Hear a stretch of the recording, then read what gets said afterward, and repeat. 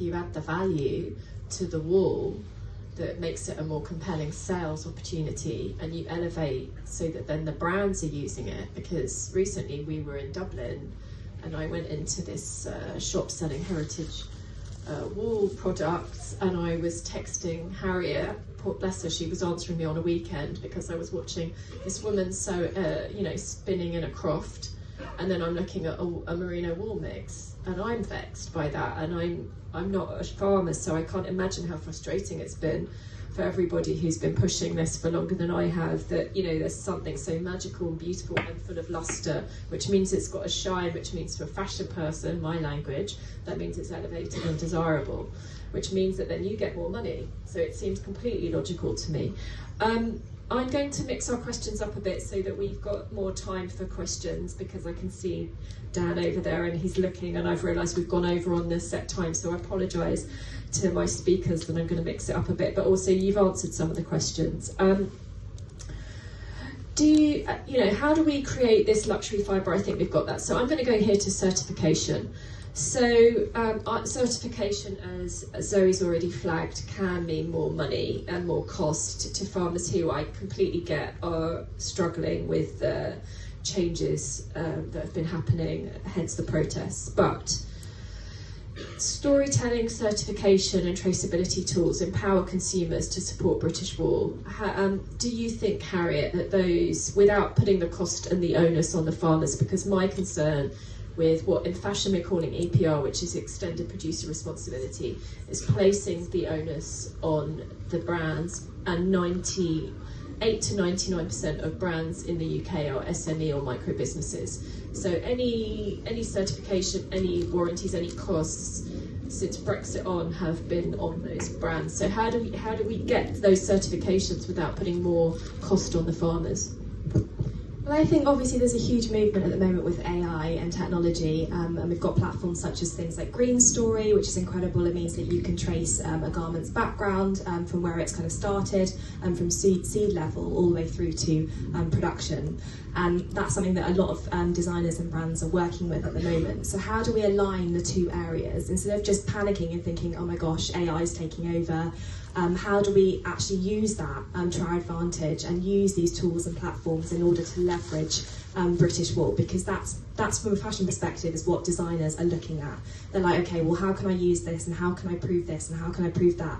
So actually, if we can use these platforms and things like digital product passports, if we can align that with British wool and actually showcase, okay, British wool is grown in the UK, it's got a small carbon footprint, we can trace it from field all the way through to final product, then actually it's answering a lot of the questions that designers and brands want, and we can then feed that through to our consumer in terms of that level of traceability. Thanks. Alex, have you got any thoughts? I think it's interesting. I think we've already probably got a model that we could work off. Well, a couple of models. One model is that Harris Tweed, if it isn't North Country Cheviot or Scottish Blackface, then it can't be Harris Tweed. That's it. Full stop. But when we look at the traceability element, the model is already in place for those, for sheep farmers. They'll know that all their animals are tagged from 3 days on, right the way through to end of life.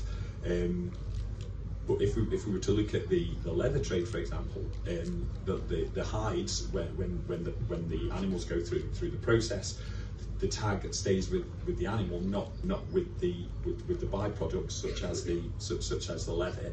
But you could still sort of add to that system.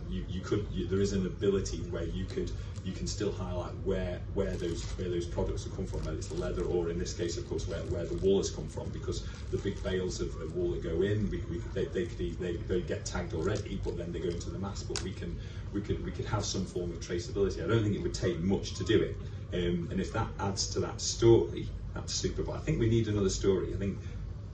Correct me if my history is slightly wrong on this, but I think, was it Chanel that used merino wool post-war to make some sort of very heavy coats and things like that?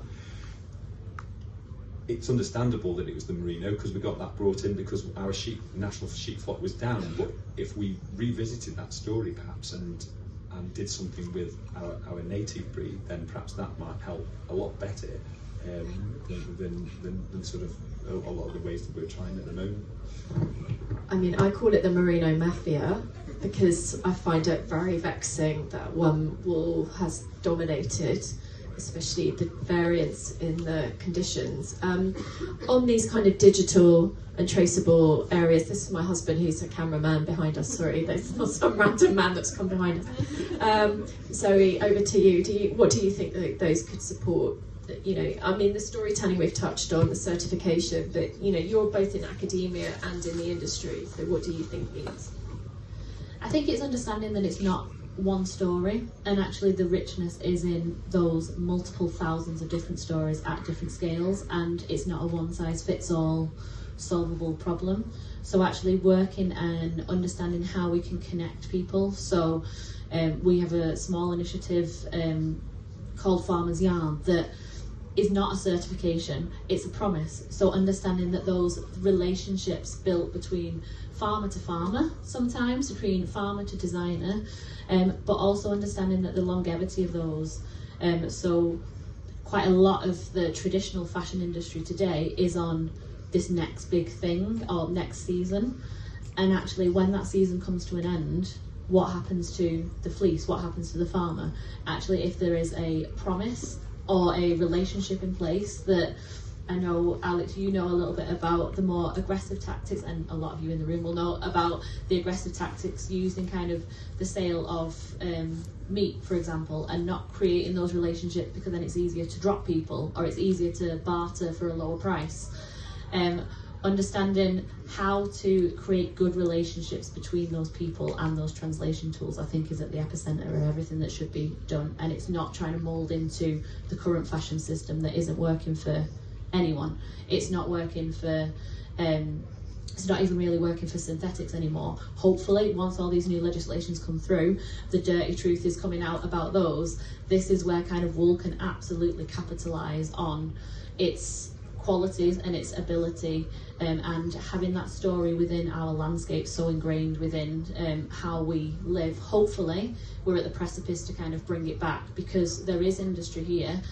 It's absolutely smaller scale than it used to be, but it's still very competent. We know exactly what we're doing, we know how to utilise our wool, but in another 10 years we've not got that anymore. So this is kind of the time for bringing that back and understanding, like, how amazing would it be to actually see people working in your community, building products there, making products there, understanding the complexities. Your auntie going to the factory, that doesn't really happen anymore.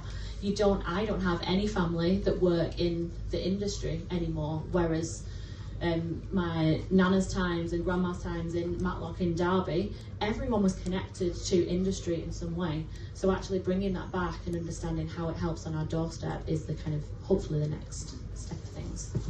I mean, what you touched on there, Zoe, very powerfully, is also what happened in the fashion industry, in that we have manufacturing here, and then in the 80s and 90s it was a cost drive, and we outsourced. And then during lockdown, particularly, brands realised that it was very challenging to work with China, not to also unpick what we know is happening within the cotton industry, of which 30% comes from China. So our ambitions at Fashion Roundtable are to support fibre sovereignty, are to look at indigenous fibres, all being one of them, which need to be supported, and you know, revaluing this supply chain. And you're right, I think it does need that powerful storytelling. Alex, Chanel obviously are doing some work with the King's Foundation, so perhaps that's a conversation we need to have off the stage. Jess, if there was one thing that you could change, what do you think it would be? Would it be the education piece, is what I'm sensing from you, or would it be the consumer knowing about merino, the merino mafia?